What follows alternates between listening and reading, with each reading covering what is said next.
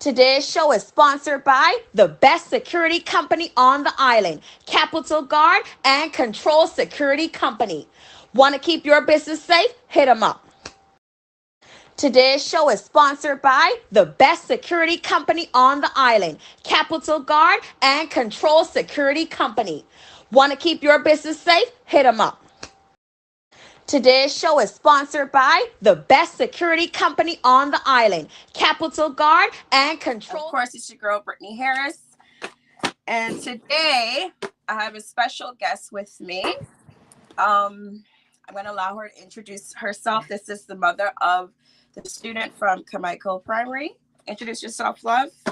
Hello, good afternoon. My name is Letitia Cadet. I'm the mother of a student at Sybil Strachan Primary. I'm going to refrain from calling her name on the live because I do not want anyone to look for her or seek for her.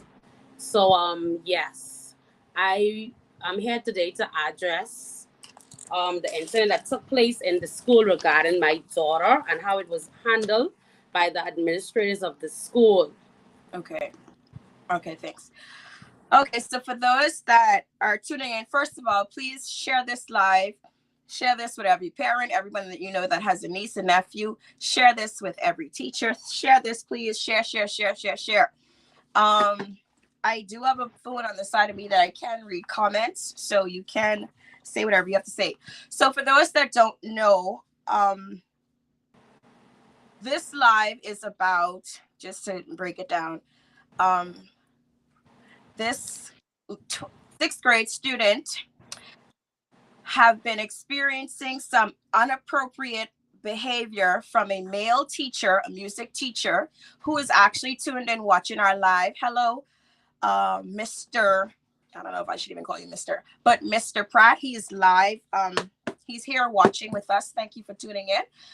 So this child was experiencing some inappropriate behavior from this male teacher. I'm going to allow her mother to tell the story of what happened, and in between I may cut in and out just to ask some questions or make it clear. Go ahead. Okay, so my daughter is a sixth grade student. She's an honor roll student, and she is a prefect at the school. And on one evening after school, she came to me and she was like, Mommy, I have something I want to talk to you about. And I was like, okay. I said, I was inside my room and I was like, come in the room and pull the door because, I have other people in the house and she wanted to talk. So I wanted to make sure she was comfortable and enough to talk to me. And she was like, I have this male teacher, her words exact, this male teacher that makes me feel uncomfortable. The way he treats me and the things he says to me. I feel like it's inappropriate for a teacher to be telling a student. So I said, okay, tell me some of the stuff he tells you and I'll listen. And she was like, one morning when I came into the school, I was walking to head towards the pavilion. They have a area where if they come to school in the morning and the class is locked, they could sit underneath the pavilion area until the class is either open or until, friends come and they walk around the school until it's time for school to start. And she was like, I was heading to the pavilion and I was walking and Mr. Pratt was coming towards me. He had a flag in his hand because he usually hangs the flag, the Bahamian flag in the school every morning.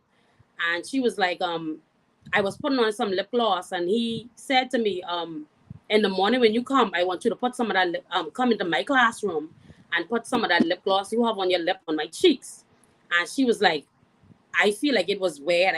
She said, I didn't answer, but instead of going onto the pavilion, I saw some of my friends, I decided to walk with them. And then she then told me on another occasion, they had a school march. I can't remember the exact day, but I remember that day because I had to pay for a school shirt for the wear to the march. And she was like, I was standing in the back of the line, waiting to go on the bus, and he walked up to me and he was like, so and so, you're the prettiest girl in the school, you know that? And she said she didn't answer. She didn't say anything. And then she went on to say, and then one time he had a talent show. And usually when they have talent shows or they have fun days in school, they have something they call the record hop. In our days, we used to call it the disco or the dance, but they call it the reggae hop in the school. And she was like, we was dancing, and after the talent show, I came off of the stage, and he's like, Shania, I didn't know you could dance. And she said she didn't answer, but in the room of the dance, there's another room. Now, in that room, my daughter, because I've never been in there, my daughter explained to me that they have another room in the room where they keep musical instrument or instruments. So like a closet. Pardon? So like a closet for the instruments. And she was like, he opened the door and some of the kids walk in there, but I didn't want to go in there. And I was standing by the door, and he tried to pull me inside the room, but I didn't go inside the room. And then she was like, but I felt that like that was very inappropriate. I was very uncomfortable. And this afternoon, she told me, and this afternoon I was outside of the school gate, and he called me, because right in front of the school there's a little bus stop. And what happened is my sister goes to S.C. McFerguson. My sister usually stops, pick her up, and then they come home together. So what happened was, she said she was waiting on the bus stop, and she's sitting down, and he was inside the school gate, and he called her, and she walked over, and he was like, you giving me any of your graduation pictures? And she was like, I tried to stand up for myself a little bit, so I told him no. And he was like, why? And she said, I don't know. And he was like, what school you going to? And she told him, I'm not going to be here. I'm moving away. And he's like, where? She's like, I'm moving away to Exuma. He's like, oh, I have people in Exuma. I travel there. And then he proceeded to ask her for, if she have a phone. She told him she does have a phone. And he was like, go and get a pen and a pencil so you could get the number. She said she went to her bag. When you say the number, his number. His number. Okay. So she said she went to her bag and she got her pen. She got a piece of paper and a pencil, and he wrote down the number. And he gave it to her. And she's like, she was with a friend. And she was like, Mr. Pratt where he just gave me his number. And the friend said, you should give your mother the phone number and let her add it. She said this was what her friend told her. So that evening, she came home and she told me everything, and she gave me the number. I added the number to my phone. And what I did was, I don't want to call anybody names. I called a teacher from the school, and I was explaining to them, and she was like, I think you should, go to him and talk to him about it and let him know that what he doing is making your daughter feel uncomfortable. So I called a few other people, and they was like, I don't think you should reach out to him, because if he doing this, I don't think you should reach out to him. So what I did is I went to the school around 12 o'clock that Wednesday. I went to the school. They was having an assembly. I sat in the office, I waited a little. And then the principal came, and she was like, you need to see me. And I was like, yes, I need to see you. What a matter concerning my daughter. And she's like, something bad? I say, yeah. And she was like, Jesus. I was like, she's like, how bad? I was like, I prefer to have this conversation in your office. So we then went into office, and it was me. It was the principal of the school. And then she called in the grade 6 head for the school. And then she asked me for my name. I had a family member was there. She asked for the family member name. We gave all the details, and she asked for the name of my daughter. I also told her. And then she was like, elaborate.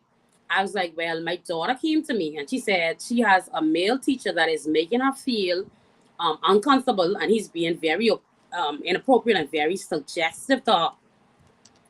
And she was like, tell me some of the things that he's be telling her. So I was like, well, he made a comment about, I said one of the incidents, he made a comment where she was wearing lip gloss, and he told her to come into his room in the morning to put some of that lip gloss from her lip on his cheeks. Mm-hmm. And she was like, wow, hold on. And then they called in the vice principal to sit in on the meeting, because she's like, she needs to be here for the meeting. So they call in the vice principal also to sit in on the meeting. And they also sent someone to call my daughter from her class, because she had exam that morning. So she was present at the school.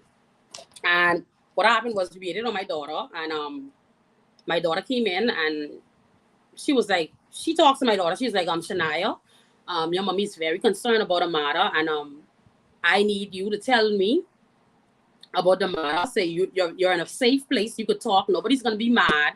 Nobody's gonna be upset. But you could talk. So my daughter then told her the exact same thing, no different from what I told her, the exact same thing. My daughter told her, and she was like, "Wow." She's like, "Okay, I heard from you. Let me call him in. Let me call him in." But before he came in, she was like, sometimes you gotta be aware of how the kids dress, and she went into detail about how she remember one of the on a field trip, the same field trip I was talking about. She remember on that date of the field trip that my daughter was wearing a jean that was faded. She specifically went into details. The jean that it was faded, and it was very tight on her. I'm not, and she said, I'm not saying that it should give anybody, reason to go and do what they did, but you got to be careful with that. And I went on to even explain to her that my daughter shapes different from average kids. So you got to bear with me because I'm literally shaking, because every time I listen and hear the story, I get more upset. But let me check right there. A principal of the school, I want my viewers to understand how serious this is. A parent goes to the principal of what I know and what most of us know as Carmichael Primary. The name has changed now. And she is telling the principal, and this is, listen to me, viewers. She is telling the principal that some inappropriate behavior has been happening between, from a male teacher towards her she's 12, right? 12, yeah. 12-year-old daughter. She begins to tell the principal in detail what happened. And the principal is now starting to talk about her clothes, the little girl's clothes, and how the clothes is tight and the jeans is being a little too tight.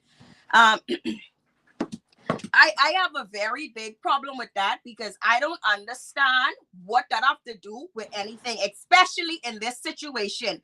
Because if you ever felt like the student clothes was too tight at any point in time, or whatever the case is, right?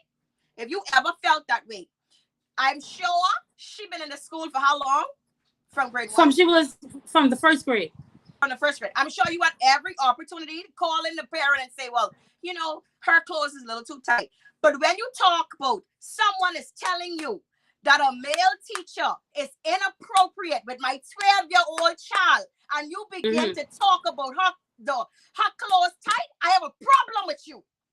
And the reason I have a problem with you is because whether she's coming to school with her clothes tight, bungie riders, panty riders or not, it have nothing to do with a male teacher being inappropriate with the Exactly.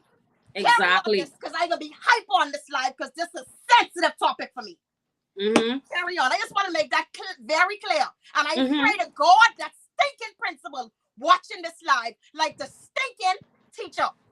Go ahead. And right after that, I was like, I even went to detail. I explained, I said, because my daughter is more shapely and more full in places than average kids, most of the stuff that I buy or she put on will be skin tight, or they will display her figure, because my daughter is very shapely for her age. My daughter, if you see my daughter looked older than 12, but she's still a child.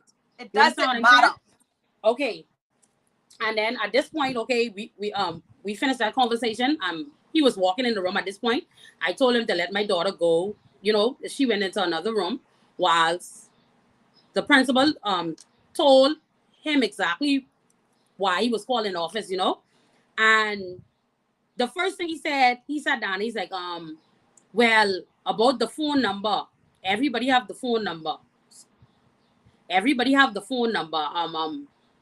But about the kissing and the lip gloss thing, I did mention that they shouldn't be wearing lip gloss on the school to the school, but I don't know nothing but pulling in the back room. I saying it just how he said, I don't know nothing but pulling in the back room. So at this point, I'm sitting down, and then I look at the principal, and the principal say, did you hear what he said? And I was like, I say, so you're trying to tell me that everything my daughter just said in front of me, in front of the principal, in front of everybody in this room is made up? He was like, I ain't saying she make it up. I say, you trying to tell me my daughter have some, okay, I say, you teach my daughter, I told him my daughter made it a point to tell me that you teach grade 1, 2, and 3. She is not your student. She don't have any class with you at all. She made it her business to make up this whole story about you because she has something against you. I said, she have something against you. I said, oh no, I ain't saying she make up the story. I said that one thing with my little girl, and I said my little girl was in the school from she was in grade 1 to grade 6. I said, I have never had to once come to the school because my daughter was misbehaving, stealing, bullying anybody, kids, or displaying inappropriate behavior. I said, I never one day had to come to the school for my child. I said, the only time I asked you to come to the school was for awards assembly, not even PDA meeting. And she is, just so viewers could know, she is a honor roll student. Honor roll student and prefect. And a prefect. Okay. Yes. So I told him I never one day had to come to the school because my child was in any kind of problem or mix up. And then I said, so you feel like it was appropriate for you to give my 12-year-old your phone number? He went on and saying, he's like, I consider her as a friend. Wait now. He said, I give her a number because, I consider her as a friend. I said, now hold on. I said, now, because this is where this meeting about to take a full 360. I said, you consider my 12-year-old daughter to be a friend? I say, a 12-year-old, your friend? I say, how? Or I'm not meaning that kind of friend. I said, what kind of friend? At this point, I expected like one of the administrators to be like, oh no, what you mean, friend? Like, ask some type of question like, why you feel like you the need to consider a student your friend? Nothing. Silence. None of the administrators said nothing. It's only me telling the man he shouldn't be considering my 12-year-old as his friend at this point. So when the principal and the vice principal learned that this teacher, male, grown ass, could be your daughter's grandfather, that's how old he is, gave his number to your 12-year-old daughter. No questions. And at any point they said, why she need to have your number? No questions. Why did you feel the need to, or that's not appropriate, or that's why are you giving a 12-year-old? Why are you giving, first of all, no questions was asked. Teachers in high school and college do not give their numbers to their students. Let alone, why would you give your number, sir? Because you watching this live, you nasty friggin' dog. Why would you give your number to a 12-year-old student? What is the excuse? What is the reason? What? Help me to understand why. And like I told you, none of the administrators feel like the need to ask, why are you giving students your telephone contact? Because as far as I'm concerned, okay, because there's another point he made. I'm a police officer and I'm in charge of the band. I think he said the reserve band or something like that. And if she want to join the police force when she graduates, when she graduate, I'll help her, get on the force, or she needs to get on the band. I was like, but my daughter is only in grade 6. She has 6 more years before she graduates. She has 6 more years before she graduates to even think about her career right now. All right. So if that is the case, and you feel that, and it's not, I don't know who you think, but it was I know it's not. I know it's not. 0 cents. Because if I see potential in somebody's child, I will call the parent and speak to the parent. So why not speak to the parent and say, this is my number in case when she gets out of school 6 years from now, which you ain't gonna be no teacher, you probably could be somewhere in retirement, because you look retirement age. You have to be on the verge of retirement. But anyway, why not speak with the parent and then say, well, this is my number for so and so. How you get on giving a 12-year-old your number? Bahamas, viewers, listen to me. This man, and I call him your name, Randolph Pratt Sr. He is the music teacher for grade 1, grade 2, and grade 3. I make this point to say some of these children in these grades, they don't even understand inappropriate behavior. If you have a child that attends this school I urge you immediately to question your children. You should be concerned. You should be concerned. There's no reason. First of all, every last thing that was listed is inappropriate. Exactly. But to go to the level and even give the child your number and talk, y'all bear with me, please. I'm trying to keep this so decent because I want to keep all y'all viewers. But I will say some things on here. But anyhow, all right. So nothing, no question about the number from the no question about the vice number. No question about him saying he considered my daughter as a friend. No questions at all. Okay. All right. So carry on. What else happened? And then the vice principal was like, my main concern. She's like, my main concern. Let me correct that. All of my concern, but my main concern is about what happened inside Reggae Hop, the dance, the disco. She was like, I know for a fact that Mr. Pratt is never present during the dance. My daughter's inside the office at this point, and she was like, there was other kids that could verify, or there was other kids that knows he was in there. So what they did, they called, and it was 4 kids. Let me see. Sorry.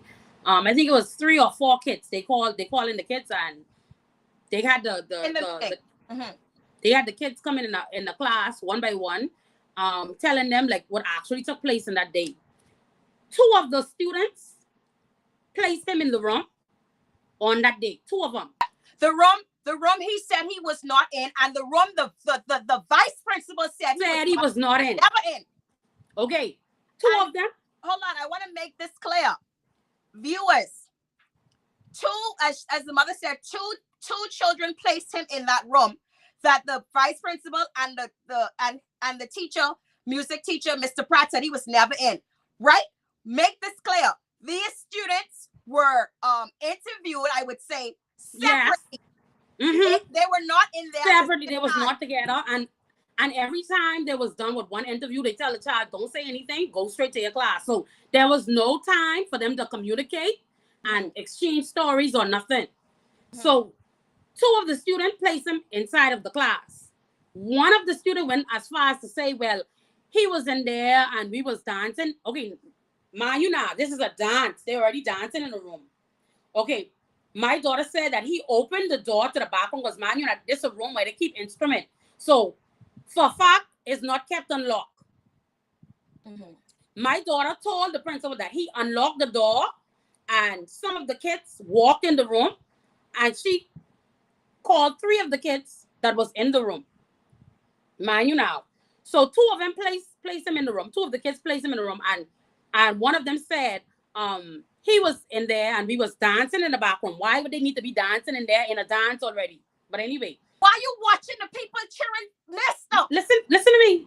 So one of them said they was dancing inside the back room, and Mr. Pratt was cutting the light on and off and closing the door and locking them in there. So he was playing with them, cutting the light on and off, closing them in there. Now this a man they said was never in the room and is never present in the dance. That's what my principal said. He's never ever in that room. Never in the dance. He's never present. Only me, myself, and she called a few teachers that's usually in the room. Man, you know. And okay, the kids leave the room, and this was the principal after it. They did not ask him. They did not say, well, Mr. Pratt, you said and I said you was never in the room, but 2 of the kids placed you in the room. Why were you there? They never asked him that. You know what they did? The principal said, and I quote, "We are no closer than find out the truth because everybody has a different story." Everybody has a different story. Now, mind you, two of the kids already say he was in there cutting light on and off. One of them said he went in the room to get something and he left, but he was still there. At some point in the dance, he was still there. They never asked him why were you saying you were not present when 2 of these kids placed you in the room, interviewed separately.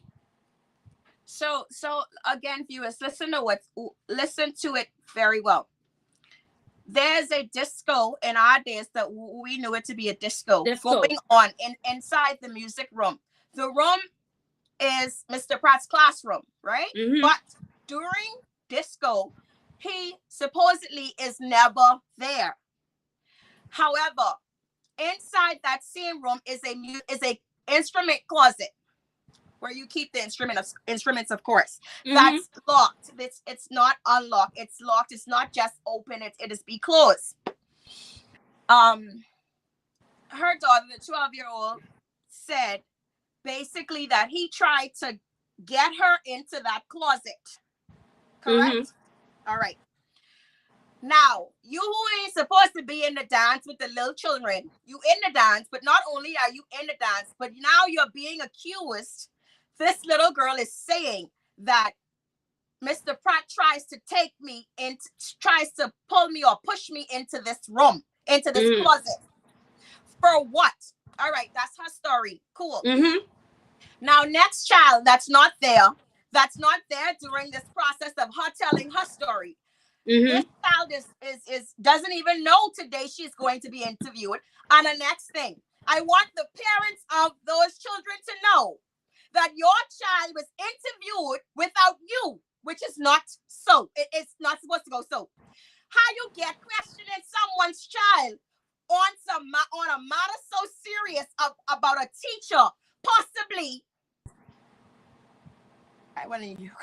I gotta be careful with my words. Anyway, being inappropriate or anything like that to these children, and you don't call their parents to now see if you could question them or they could make it into the school to question these children. Because if Mr. Pratt was inappropriate with multiple children, he's a predator. Some children. Sorry, not even cut you off. Mind you now, they were interviewing these kids with him still in the room.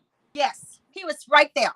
So you are now being asked about someone that's possibly been abusing you. It's abuse. Possibly. And you have to face that person and they're asking you, oh, they're telling you, you want to know trouble? We just want you to tell the truth. Blah, blah. No, you're supposed to, as the principal of that school needs to be removed. You ain't supposed, in no way supposed to be questioning those minors without their parents being there and alerting them of what had took place. But that's my 5 cents, right? But anyway, so in this room, I want people to understand this breakdown.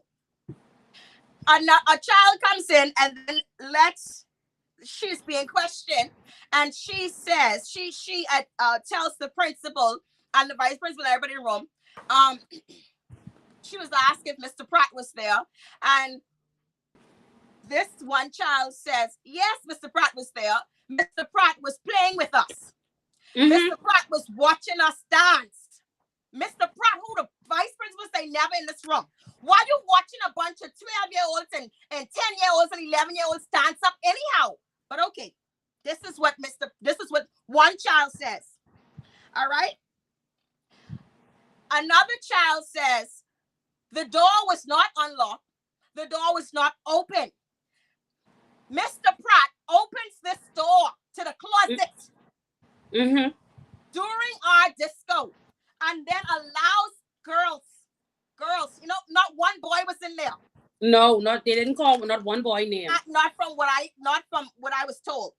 Allows little girls to go in this closet, and he stands and he watches them and he plays with them and he shuts the light off and on. And what you dealing with, Closing door. Closing the door. What you into? Now this is being told to the vice principal and the principal. And after this, the vice principal says to the room. The principal says to the room. Oh, one of them in charge says to the room that I know for a fact Mr. Pratt is never in that room. Bitch, I don't even know where. I don't even remember what I had for breakfast. You wasn't even there, and you know for a fact that Mr. Pratt was in a room. You have cameras in there. You was there? How dare you? And mind you, she is saying this in the front of my daughter, in the front of her, in the front of her, who is telling you that he was there. Miss Principal, this is what happened to me. This is what took place. You who was not there telling the child. He wasn't there. I know for a fact he is never in that room. Carry on, man. I said against it. But like I told you, right after that, after they interview these kids, mind you now, I saying to myself now, okay, 2 of the kids say he was in the room, okay, they're gonna question and ask him why he was in the room. Like I told you, they never asked him why he was in the room, what he was doing there. They none of that. I tell you, the principal turned around and says, well, we're no closer than where we started. Say everybody's story is different. Say now I need you to tell me where we could find a middle ground. Listen to me. A middle ground to this. What do you want us to do? Man, you know, at some point of this meeting, she said, I trust. That was after that. After the middle ground. Yes, after the middle ground. She was like, can we find a middle ground? A way, so like a solution. She's trying to say, let's find a solution. I said, well, I'm really uncomfortable with the idea of her coming back to the school. I said, to be honest, my only middle ground could be that I drop her here in the morning to take the exam and pick her up as soon as the exam is finished, because I am not comfortable with her being here.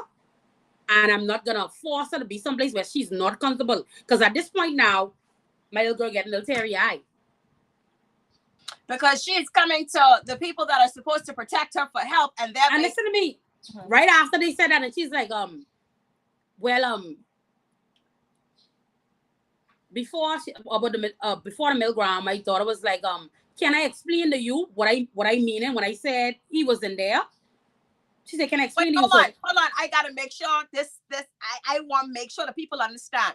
Okay. After the little girls, number 9, one by one, after they came in and tell their story, they went out. The principal said, "We know closer," because everybody's story different. Yeah, and that's what my daughter said. All right. So your daughter now says, can I explain to you from my perspective? Right. What happened? From my perspective, what happened now? My little girl is very detailed. So she was like, I was standing in the room, like right in the, I don't know how the room looks. She's like, I'm standing in the room right where the back wall is.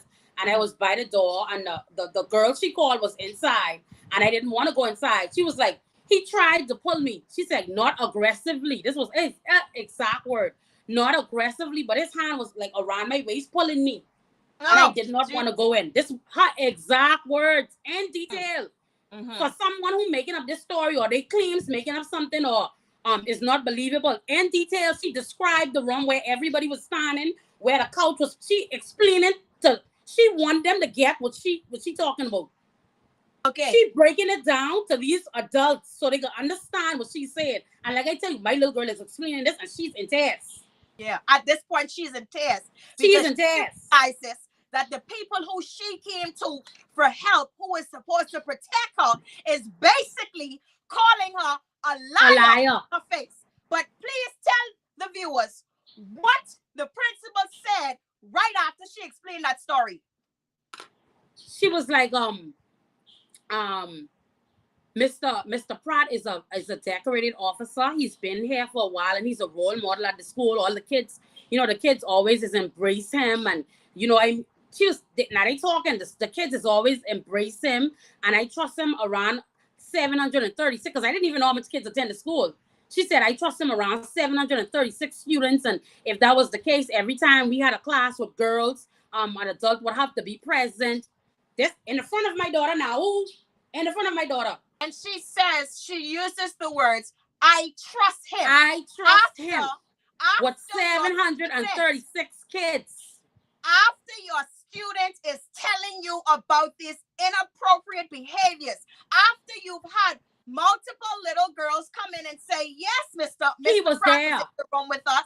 Yes, Mr. Pratt was watching us. Yes, he was dancing us. You tell this child that came to you for help, I trust the predator, is what you did.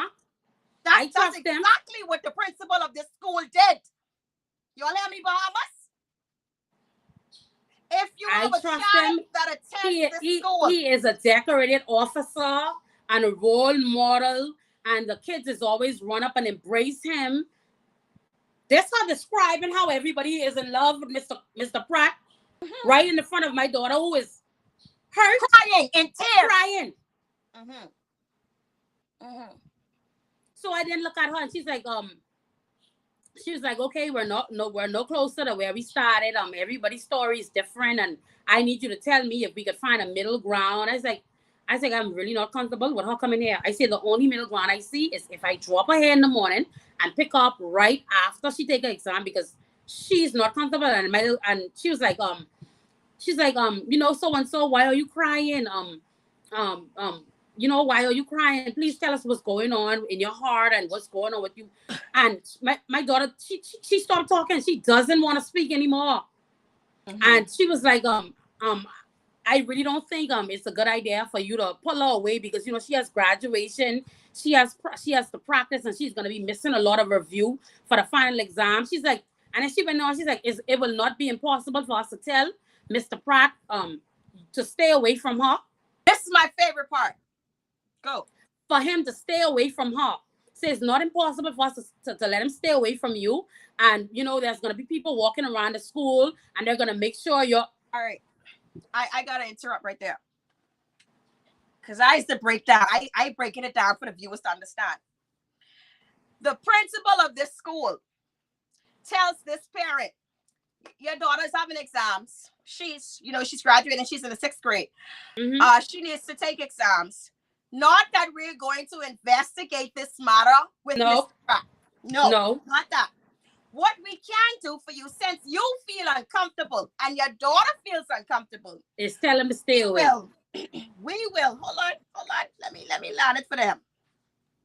We will ensure that Mr. Pratt and her don't cross paths, that he is not with her, that he stays away from her. So, Miss, I want to tell you some things so bad. Miss Stinking Principal, what about the other children?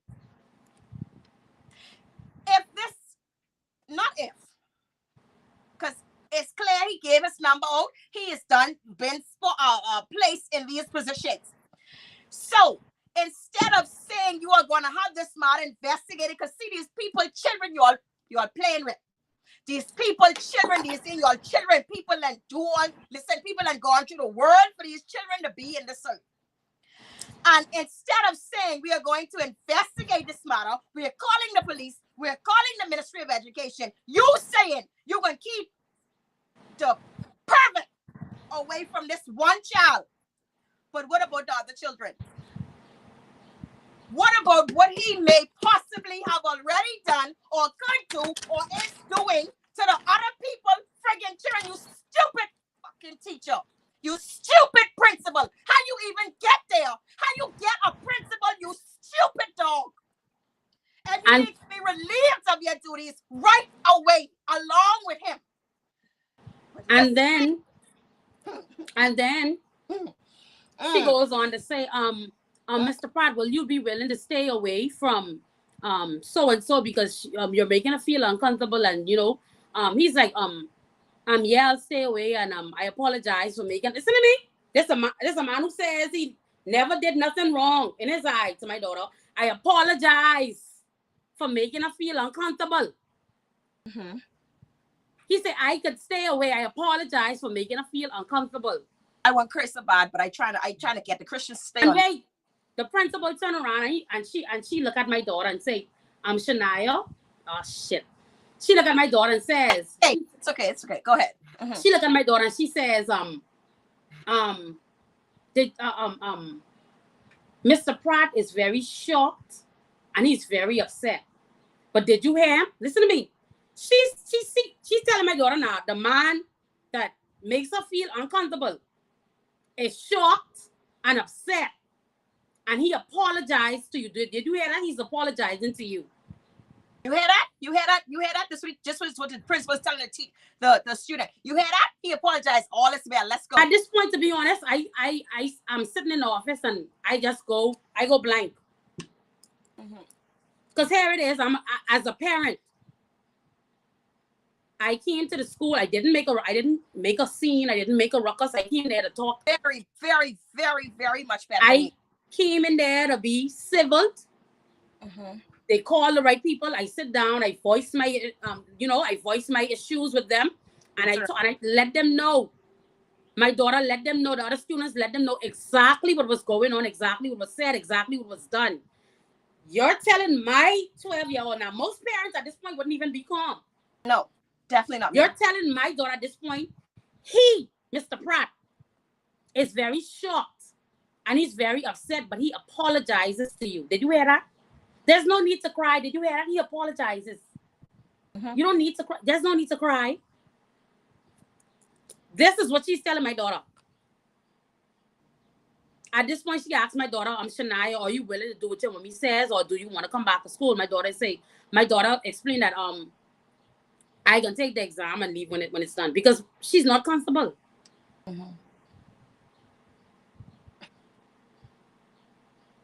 He's very shocked and very upset, but he apologizes for his actions. And listen to me, his action, he thought his actions was innocent. Oh yeah. Oh yeah. That's what was said. He thought trying to pull little girls in a closet or giving them their number or asking a little girl putting on her lip gloss to come to his class in the morning and put some on him. It was innocent. Or I think you missed something.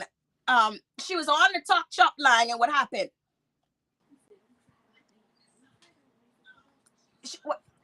Please tell the viewers what happened. She was on the line buying something, and what happened? I think you missed some part. All right. He was on the line. She was on the line buying something, and he leaned and he did the action like this, and she said she pulled back from him, but he leaned for her to kiss him on the cheek, and she described that she was standing and I think it was a railing or something that was there, and he leaned and he's like, that was innocent.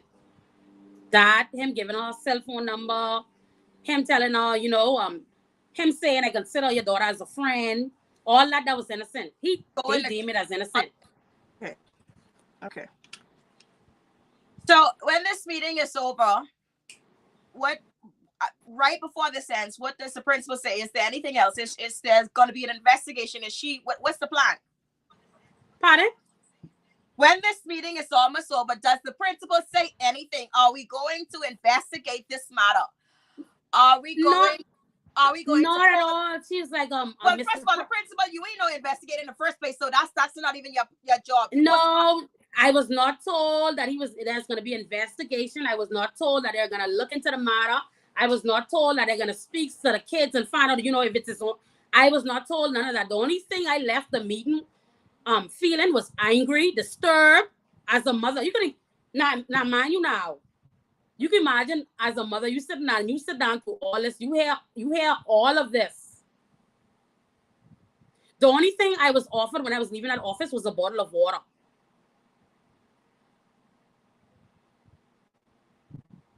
That's what I was offered when I was leaving that classroom.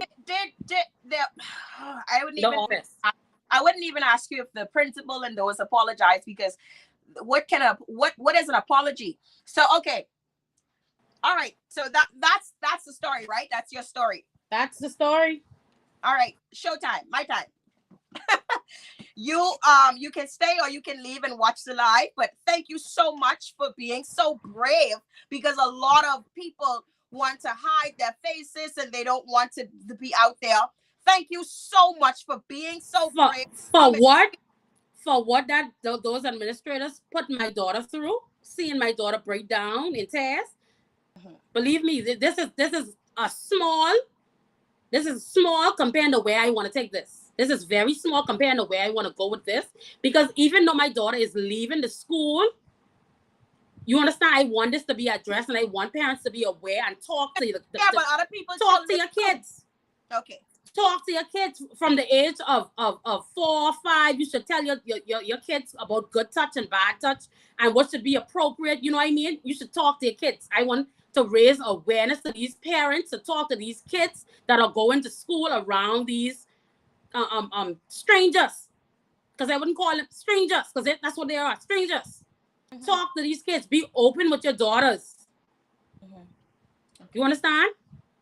Because there was a lot of points I made inside that meeting just for him to understand the level of trust I have in my daughter. I told them And this is something I told you too when we spoke on the phone. I said at the age of 3, I gave my little girl a safe word. And I told the baby, this is your safe word. If we go around somebody or anyone and they make you feel uncomfortable, you use this word in the sentence, and I don't care where it is in Nassau or off this rock, I will find my way and I will come to you and I will not ask questions. So I raised my little girl not to steal, not to lie. My family members could tell you not to do certain things, because your word is what I am always going to go by. How you feel is what matters to me, nothing else. I don't care who you is, her daddy, my mother, I don't care who you is.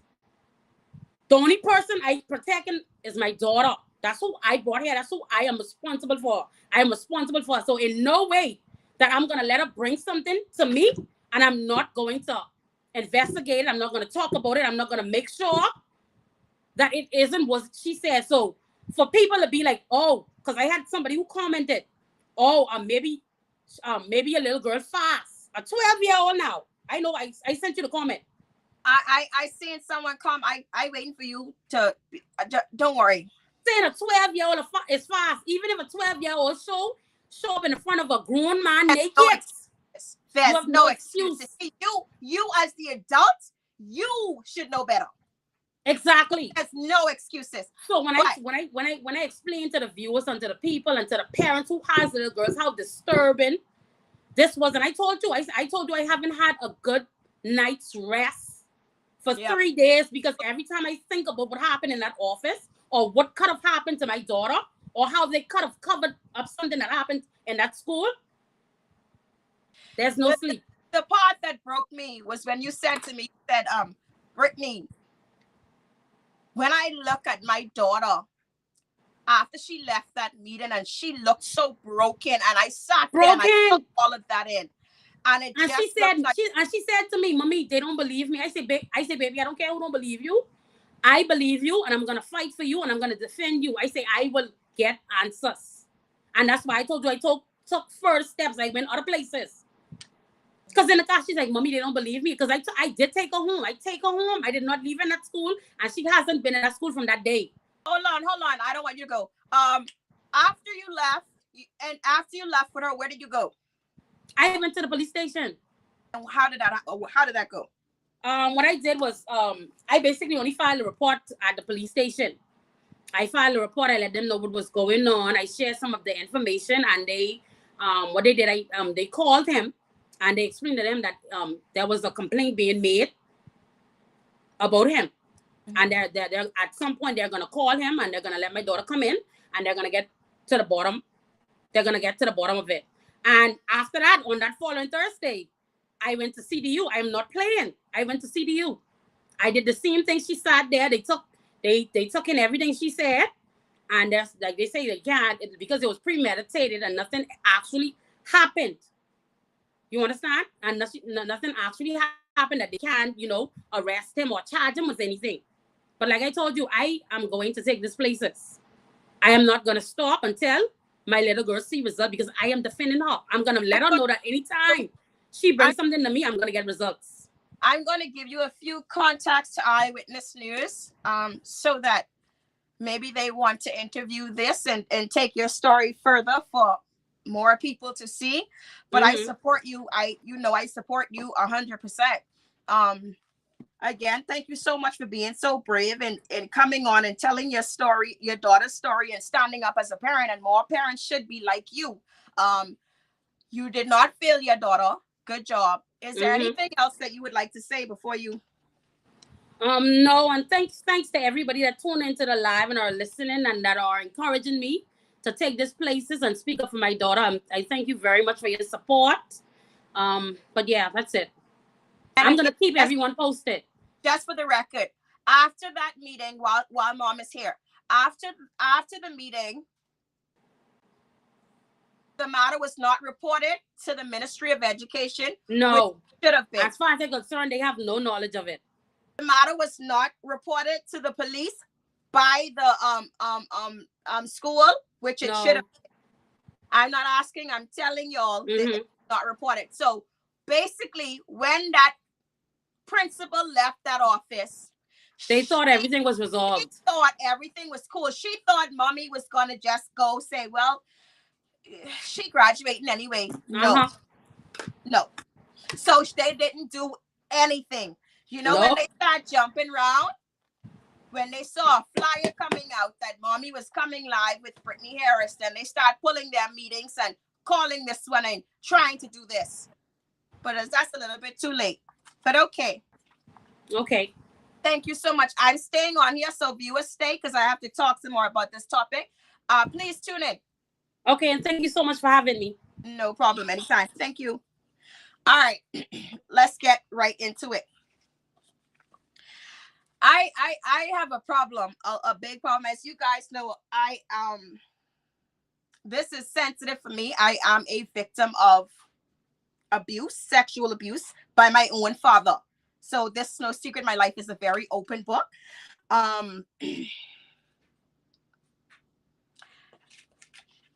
This lady made a post on her page, and she made a post in a Facebook group. And I also have this phone here where I'm reading some comments, and I want to address some of the things said. First of all, if you have a child that goes to any school, question your children here. Talk, conversate with your children. Have conversations. I call this the hush-hush topic. Nobody wants to talk about it. Nobody wants to address it. We're living in the real world. Real things are happening. We have monsters living amongst us. Okay? I want to first address, there were persons that are friends with Mr. Randolph Pratt, the music teacher, that one came on my page and threatened me, said that I must cease and desist, but he obviously didn't Google me. There's another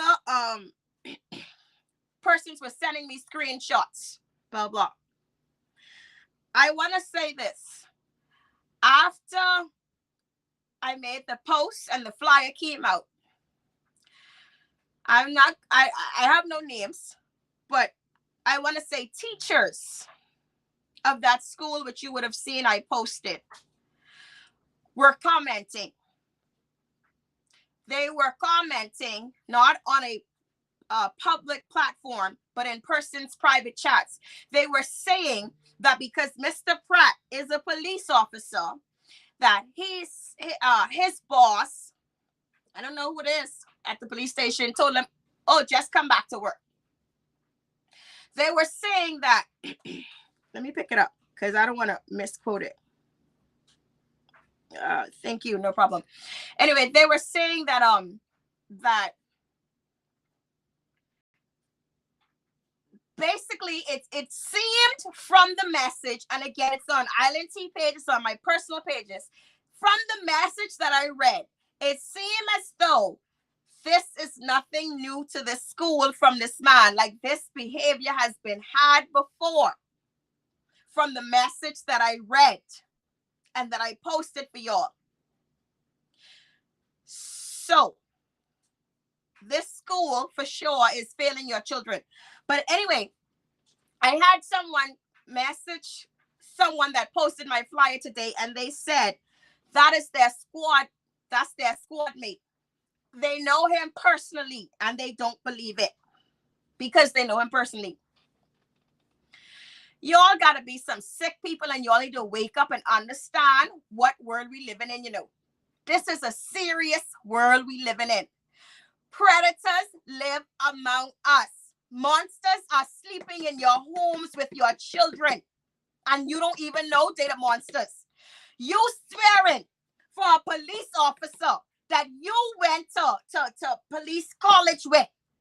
You don't know who these people are when they leave, when they close their doors. Husband and wife don't know each other. You trying to tell me because you was a squad mate of someone, you don't know, you don't believe he could do such things? But you can't put nothing past no one. Anybody could do anything.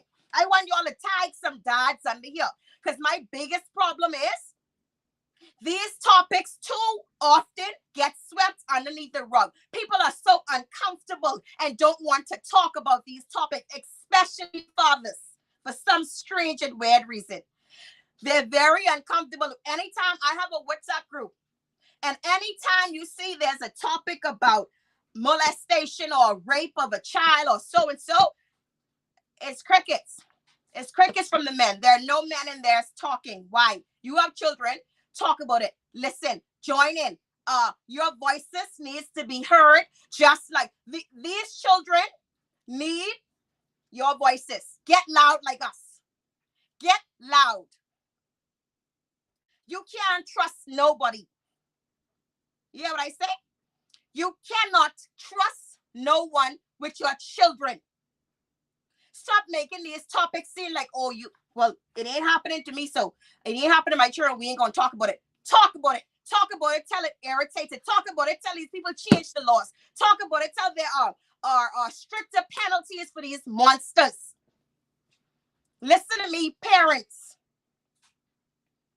I am a survivor of inappropriate behavior.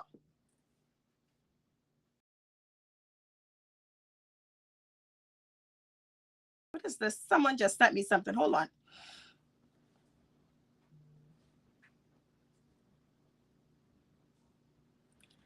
It says, oh God, something about his son is the same way. Anyway, I am a survivor of inappropriate behavior. The man that was supposed to love me, take care of me, betrayed me. My own father touched me inappropriately. You trying to tell me y'all out here trying to swear for teachers who y'all don't even know behind closed doors. Y'all trying to swear for your squad mates who y'all don't even know behind closed door. And then let's address the Facebook comments. I've read Facebook comments where, well, someone comment on here and she's a follower of mine, so I was kind of disappointed. And she's saying that she's a teacher and these kids lie. Kids do lie. That is true. But in this case, most kids tell the truth. Not all. Most kids tell the truth. In a case like this, where this little girl does not know this man, he's not her teacher. She doesn't have a reason to just up and lie on him. He don't teach her. It ain't like he disciplined her and she upset, so she gonna make up a lie. This man is a teacher of first grade, second grade, and third grade music class. He don't teach her. There's no reason for her to just one day say, well, let me just pick up and go lie on Mr. Pratt. For what? What reason? Why? Why is she making up these stories? And then to hear that Mr. Pratt also gave her, exactly, to hear that Mr. Pratt also gave her his number. What you doing giving a 12-year-old child your number? As adults, y'all have to start thinking. There's people on Facebook saying the little girl is fast. Y'all don't even know who the child is. How I find it so strange when people, adults, immediately run to the defense of a monster. Because in a situation like this, if I'm hearing this, there's no way I'm going to automatically say, the first thing comes out of my mouth, these children is lied. Then, or the first thing comes out of my mouth, these children fast. What kind of, who are you? What kind of parents y'all is? What kind of people y'all are? Who runs to the predators? Who runs to the monster's defense first, right away? That don't even make no sense. And if you say you want to get the details, sit back and listen. But don't start saying that the child is fast, because even if a child is fast, I don't care. I don't care if the 12-year-old is fast. I don't care if the 12-year-old is anything, whatever you want to call it. As the adult, you're supposed to know better. There's no way in the world. There's nothing a child could wear. There's nothing a child could do. There's no motion, no action a child could do to make a grown-ass fucking adult find them sexually attractive. And y'all think that's an excuse.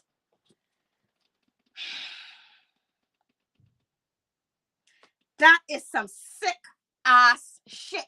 That's some sick ass mentality with y'all have. That mindset, that's sick as hell. Because fast don't have nothing to do with this shit. And when y'all posting stuff like this on a platform so huge, and remember now, these children are on the media. This is not where you didn't have phones back in the day, where you didn't have internet. These children see the things that y'all post. There is nothing that a child could do to cause someone, and if any children listening or people that have been abused understand this, there's nothing that you could do to cause someone, to cause an adult sexually abuse a child. Your skirt could never be too short. You could never be too womanish. You can't never be too fast. Your pants could never be too tight. Your shirt could never be too short. Nothing a child could do should make an adult or you be used as an excuse of why an adult or why it should be okay for an adult to sexually abuse or be sexually inappropriate with a child. And for the people that make that as an excuse, your mindset is sick and you need to check yourself. You understand me? Yeah, victim blaming. Victim blaming.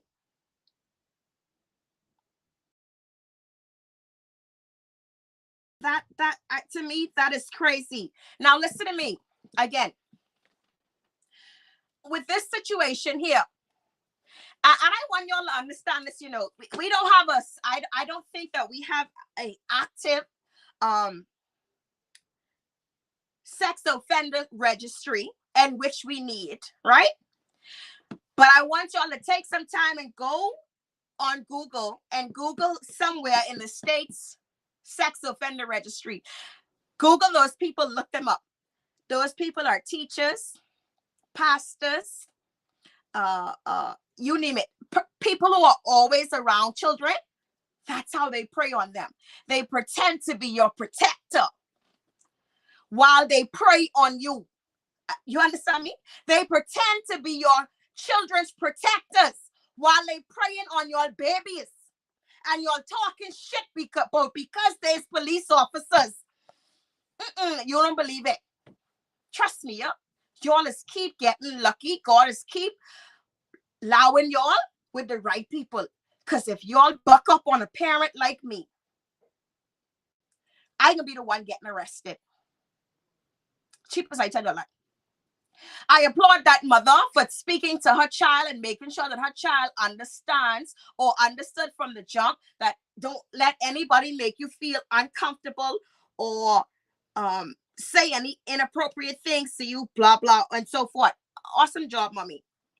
I'm reading the comments as well.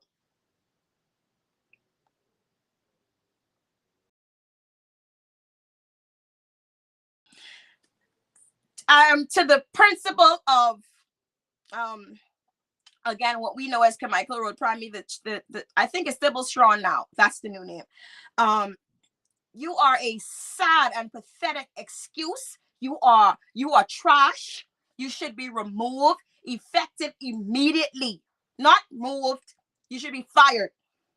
See, because you can't go from one school to the next school. You need to be fired because you ain't looking out for the people, children. See, when them children in your care, they're supposed to be yours. But no, when you sitting down in front of a little girl and you telling her that the person she is telling you has done inappropriate things to her, and she's telling you, you're telling her, you trust that person. You was a sad, and I know you have children. You was a sad excuse for a mother, a principal, and a human being. And the fact, let me tell you why you there are grounds to fire you. Because in a situation so serious as this, as to someone saying, a 12-year-old saying, a teacher in my school has shown me inappropriate behavior, and you've done nothing. You're supposed to report that to the Ministry of Education. Who you think you is? Who you think you is?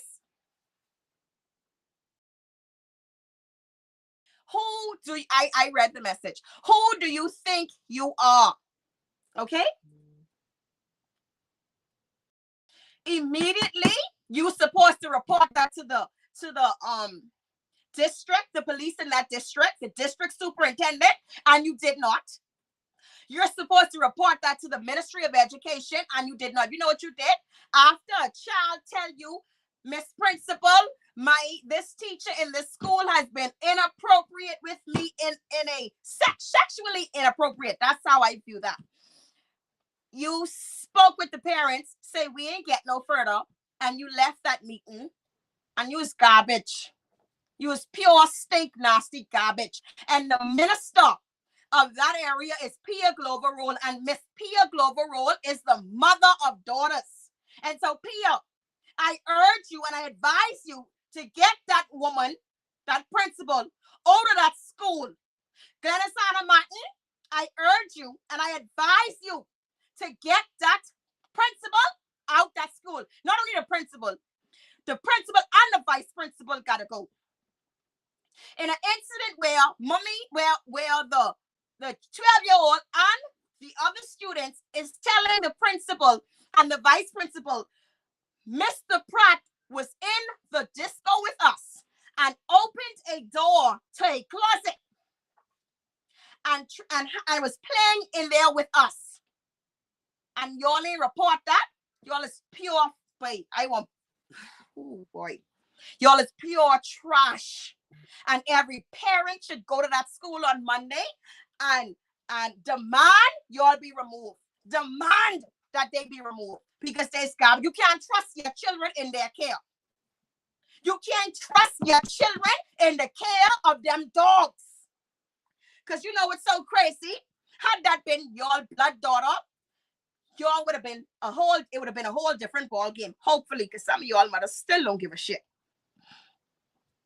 And the thing is, that's what I'm saying. It's not, when I say remove, I mean completely from the educational system. See, because what they usually do is they'll take Miss Stinking Dog, say some bad things to you so bad, dirty trash principal, and they'll move her to a next school around people, other good, decent children. So no, remove the principal and the vice principal out, because vice principal, you failed.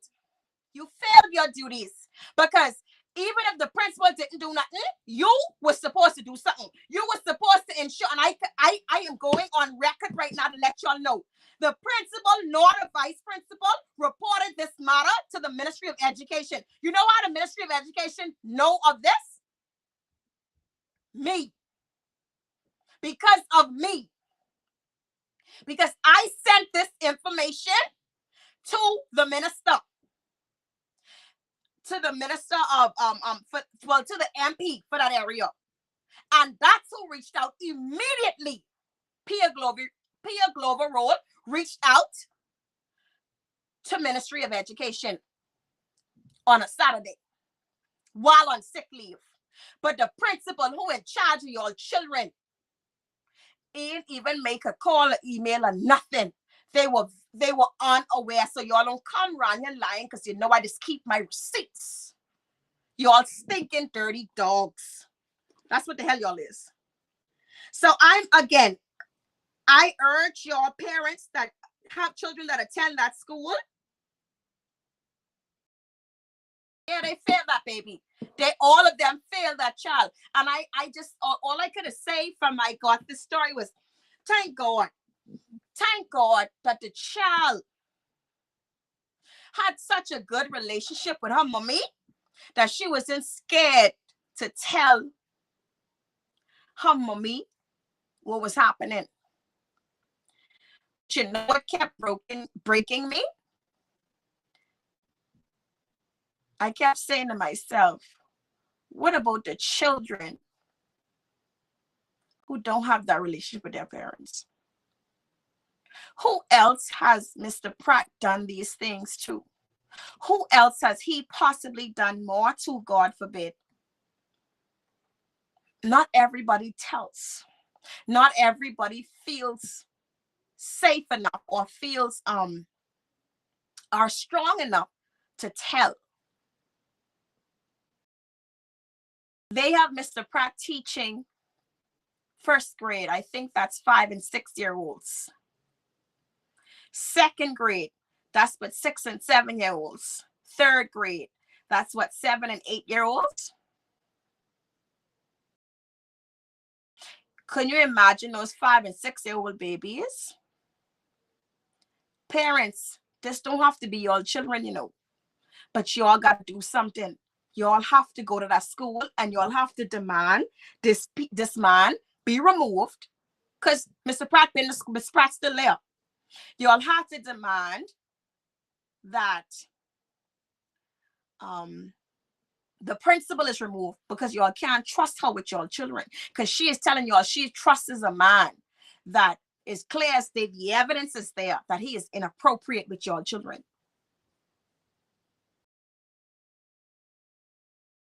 And that's all kept playing in my mind. What about those children who ain't say nothing? Because I'm sure as long as he has been teaching, I'm sure this little 6th grader is not the first child. And again, Miss little 6th grader had enough sense, or was brave enough. I won't say sense, was brave enough to say, no, this is not right. This should not be happening. Y'all better do something. And if y'all think we can do this live and this can go away, y'all have a next thing coming. And let me tell you something, that ain't gonna be good. If y'all think I can just sit here and wait for you, or just let this go away, it ain't happening. I want not only the teacher gone, I want the principal fucking gone. Y'all know what I say? I want the stinking principal who we can't trust gone. There's grounds to fire you because you failed your students. Piece of shit. That's what you is. You should feel like a piece of shit because you was garbage. Anyway, Bahamas, just to let you know, today is my son's birthday, but this is a very, very important topic. So I made time for this. So I shall be leaving. Let me just go through a couple of comments and I will be gone.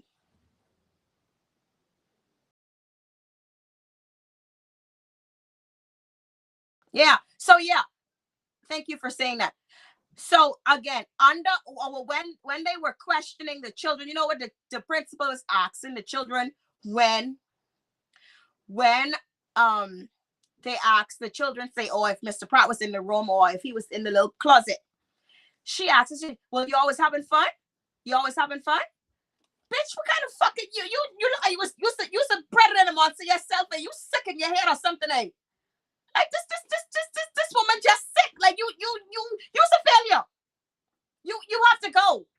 How you get in the school system? And my thing is this: if y'all know y'all have these demons running through y'all, and y'all know y'all have these problems, these battles y'all facing with these demons, why y'all go get these kind of jobs? Go work somewhere away from children. That shit is crazy. And if anybody wants to call in, you can. If you have anything to say, if you have before I leave, I got about 10 more minutes. If you anything you want to say, you could call in 826-7033. That's the number. Call in. I'll put it in the comments. And where's Ministry of Social Service? Because I sent this to some social service people. Where y'all is? Loretta, what happening? 826-7033. If you want to call in and say something, you're free to do so. But again, let's go through this.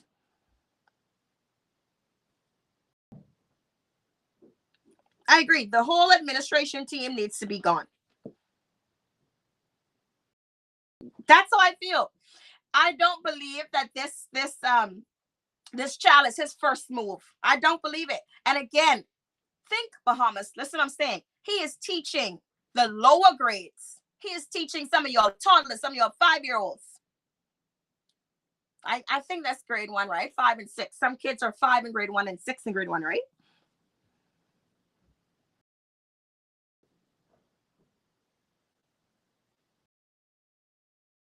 Lockhart, who is she? Why do you say that? Where did she come from? Who is she? Where did she come from?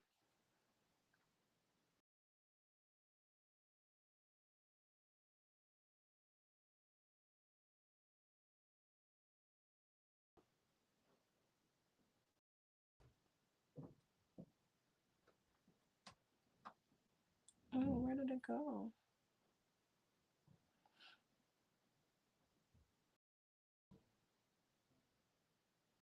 Okay, hold on.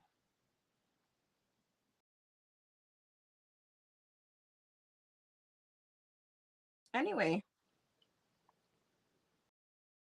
so y'all please share this live. Let everybody share this live, share this live, share this live. We need some things. We need some things to be done. I got about 5 more minutes here. Just trying to go through some of these comments.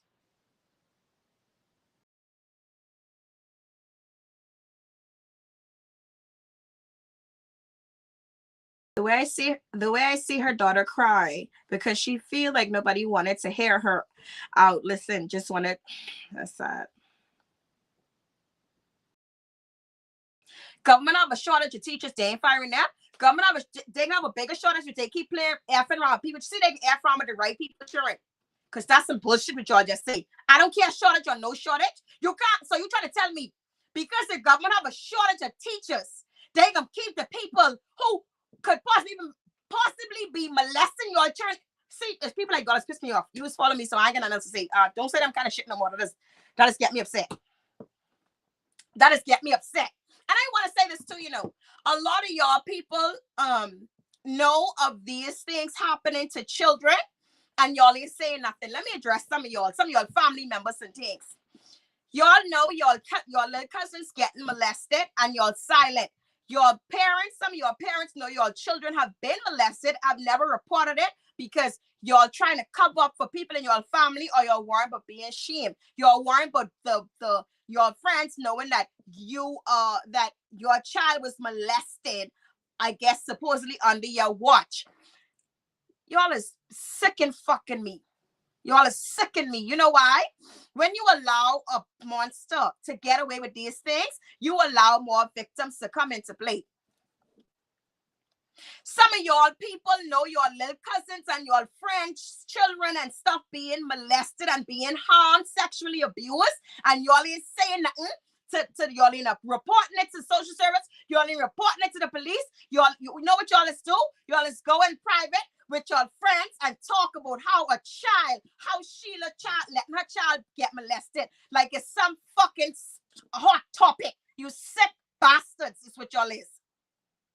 And anybody that knows of sexual abuse being done to children and is not reporting it, y'all are just as bad as the predators abusing these children. And it needs to stop. Y'all makes me sick.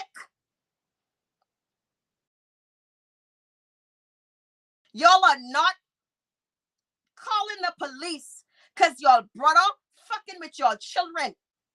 And y'all don't want to let the people know y'all let that happen. Y'all sick. Y'all are sick.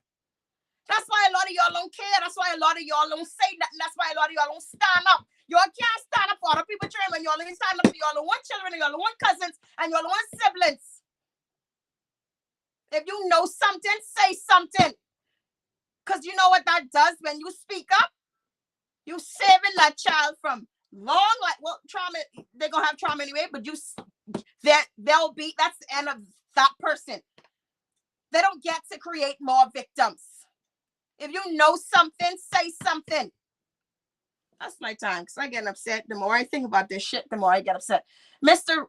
Randolph Pratt, if you're still watching, you nasty, sick bastard piece of shit.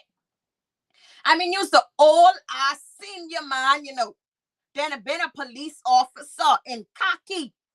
And just the kind of nasty foolishness you doing to people, children. Let me tell you something here. You better be lucky. You better be lucky. Because someone else might have killed you. dirty.